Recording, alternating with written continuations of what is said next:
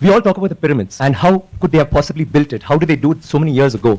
But do you know that in India we have so many temples, but the one with the highest gopuram is there in Thanjavur, which is where the Chola dynasty had happened, and his role, Rajaraja Chola, had built it. That particular temple has the highest gopuram in the whole world.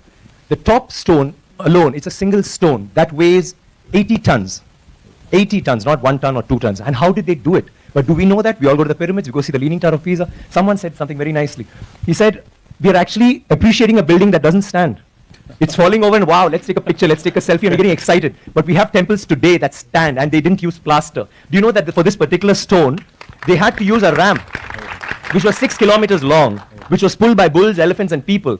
6 kilometers long to get it up there, without any machinery, without any cranes, without anything. And they didn't have plaster. It's withstood 6 earthquakes.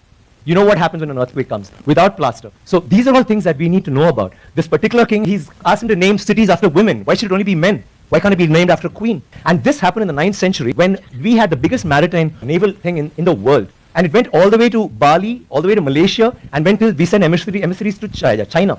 And you know what was the superpower doing then? America hadn't been discovered by Columbus till 500 years later. So think about our culture, think about how advanced we were. We need to be proud of this. It's nothing to do with North India, South India, West India, East. It is, we are Indians. And we need to feel proud about that. So don't you think we should celebrate history? Absolutely.